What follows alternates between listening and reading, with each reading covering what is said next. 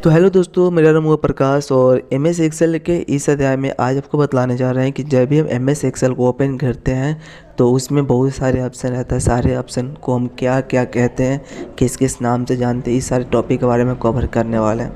But हम theory का बहुत सारे वीडियो बना रहे हैं, प्लीज़ आप लोग हर थ्योरी के वीडियो को अच्छे से देखिएगा और लिख भी लीजिएगा। सबसे पहले हम एम एस एक्सेल ओपन करते हैं और यहाँ पे जो थ्योरी आप लोग को अच्छे से नहीं दिख रहा है तो हम अच्छे से कवर कर देते हैं। विन के साथ आर प्रेस करके हमें एक्सेल को टाइप कर लेना है और जैसे एक्सेल को टाइप करते हैं तो यहाँ पे एक्सेल ओपन हो जाता है। जैसे यहाँ पे ओपन होता है तो यहाँ पे देखिएगा माइनस, कोई कहता है माइनस वाला को क्या बोलते हैं, तो मिनिमाइज बोला जाता है। मिनिमाइज से क्या होता है, आप जितने भी एप्लीकेशन वर्क करेंगे, बहुत सारे एप्लीकेशन मार्केट में लॉन्च है, अगर आप कोई भी एप्लीकेशन यूज़ करते हैं तो मिनिमाइज मैक्सिमाइज क्लोज वाला ऑप्शन ज़रूर रहता है। तो सबसे पहले जब भी हम मिनिमाइज़ पर क्लिक करते हैं तो हम जो भी वर्क करें उस एप्लीकेशन को छुपाने का काम करते हैं। आगे जब मिनिमाइज़ करेंगे तो वहाँ कहाँ पे हाइड होगा, तो ये जो डाउन वाला एरिया उसे हम बोलते हैं टास्क बार।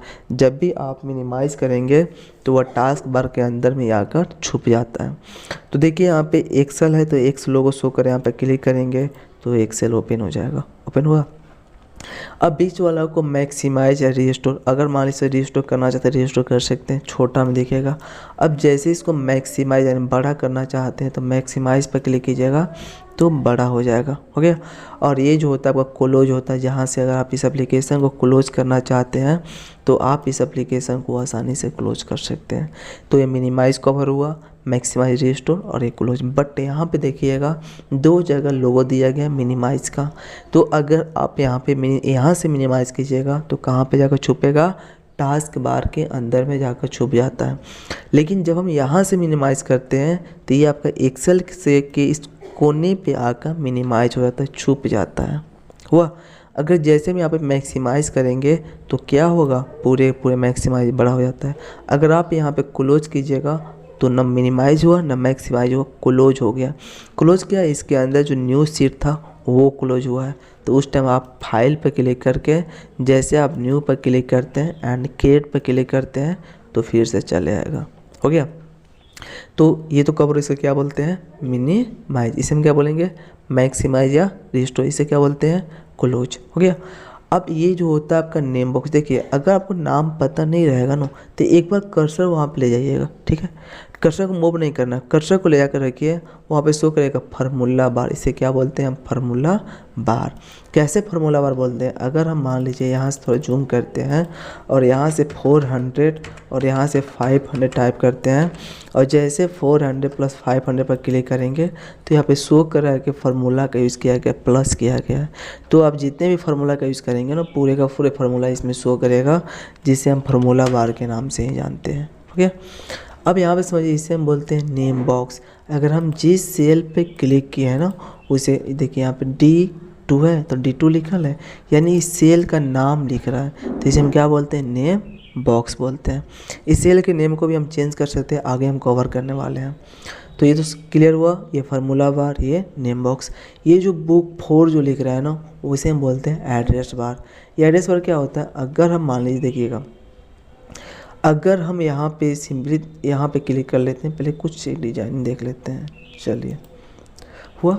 अगर जैसे हम यहाँ पे क्लिक किए हैं, जैसे ये लाइन लिए और ये जो आपका शो कर रहा है ना, इसे हम बोलते हैं, देखिए यहाँ पे शो कर रहा है रेड कलर में बुक 4। तो ये जो बुक 4 होता है ना वो होता है एड्रेस बार, और इसे क्या बोलते हैं हम, फार्मूला बार। इसे क्या बोलेंगे हम, क्या बोलते हैं, नेम बॉक्स। हो गया।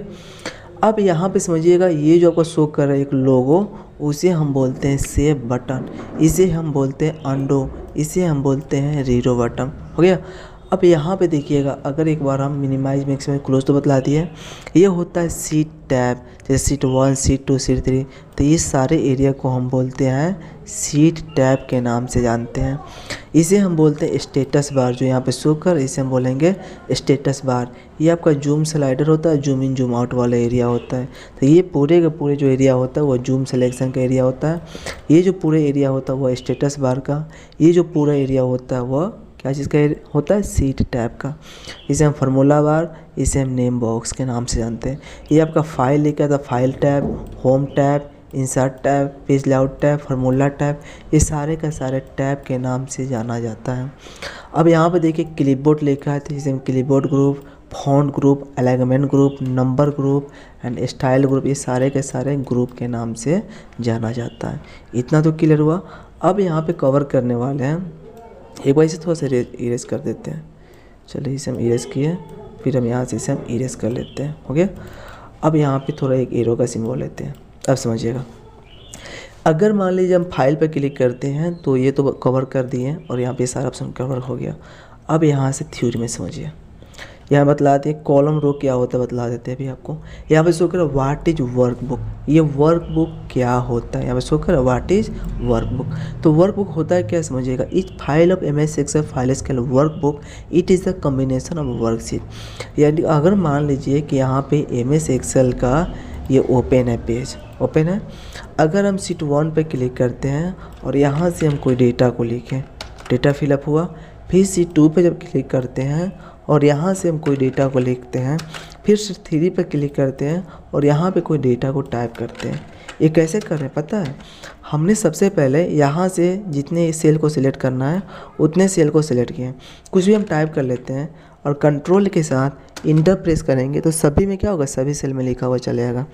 तो हमने क्या किया कि इस सीट पर वर्क किए, शीट 2 पे वर्क किए, शीट 3 पे, और बहुत सारे एकदम सीट लाएँ तो एक तरह के बुक बन जाता है। हम लोग सिंपल क्या करते हैं, बहुत सारे जो पेज को मिलाइएगा ना तो एक बुक रेडी होता है। उसी तरह बहुत सारे अगर आप सीट को मिलाते हैं ना एक तरह की सीट तैयार होता है, जिसे हम बोलते हैं वर्क बुक के नाम से जानते हैं। क्लियर। अब लिखा है व्हाट इज वर्कशीट, वर्कशीट होता क्या है, यहाँ पे देखिएगा व्हाट इज वर्कशीट। तो समझिएगा वर्कशीट क्या होता है। यहाँ पे सबसे पहले सपोर्ट हम बतला देना चाहते हैं कि वर्कशीट लिखा गया इस page of MS excel file scale worksheet, it is the combination horizontal row and vertical column. Horizontal row ऐसा, वर्टिकल कॉलम ऐसा। अगर आप हॉरिजॉन्टल रो और वर्टिकल कॉलम को शो करते हैं तो आपको वर्कशीट के नाम से जाना जाएगा। जैसे मान लीजिए कि यहाँ पे एक सेल है, इसे थोड़ा जूम करते हैं और हॉरिजॉन्टल, ये जो सेल बना है एक हॉरिजॉन्टल और वर्टिकल कॉलम दो को मिलाकर बना है, एक तरह क्या बना, वर्कशीट बना है। तो इसे हम क्या बोलेंगे, वर्कशीट के नाम से जानते हैं। व्हाट इज रो, रो क्या होता है, तो यहाँ पे शो कर row is the combination horizontal line. अगर कोई कहता है रो किसे बोलते हैं तो आप बोलेंगे हॉरिजॉन्टल लाइन को रो और वर्टिकल लाइन को कॉलम के नाम से जानते हैं। तो अब शो कर हॉरिजॉन्टल लाइन क्या बोलते हैं, रो ऐसा लाइन शो कर रहा है, और वर्टिकल लाइन तो कॉलम यहाँ पे लिखा हुआ है, वर्टिकल लाइन को क्या बोलते हैं, तो कॉलम बोलते हैं। यहाँ पे शो कर रहा है कि वर्टिकल लाइन जो होता है वो कॉलम होता है। हो गया। जैसे यहाँ पे शो कर अप से डाउन की तरफ आया है, तो वहीं अगर आप यहाँ पे देख सकते हैं कि जब एक्सेल ओपन किए हैं तो हॉरिजॉन्टल से 1 2 3 4 5 6 7 8 9 ऐसा हॉरिजॉन्टल हो और ABCD ऐसा वर्टिकल हो, इसे हम रो कॉलम बोलते हैं। तो एक एक रो क्या बोलेंगे, सेल बोलेंगे। हॉरिजॉन्टल लाइन को रो, वर्टिकल लाइन को कॉलम। मेरे हर बात को आप लोग ध्यान से अच्छे से समझिएगा, देखिएगा, तो आपका हर टॉपिक क्लियर हो जाएगा, किसी भी तरह के प्रॉब्लम नहीं आने वाला है। समझ गए। तो यहाँ पे तो सारा कवर हुआ, माइनस, मिनिमाइज, मैक्सिमाइज, क्लोज, ये सारा कवर हुआ। Address bar, clipboard group, font group, file menu, home tab, save button, undo, redo और sheet tab, zoom in zoom out वाला एरिया, सेल और रो कॉलम। इतना तो क्लियर हुआ। तो मिलते हैं नेक्स्ट वीडियो में नेक्स्ट टॉपिक के साथ। तो प्लीज़ आप लोग मेरे चैनल को लाइक से सब्सक्राइब जरूर कर दीजिएगा।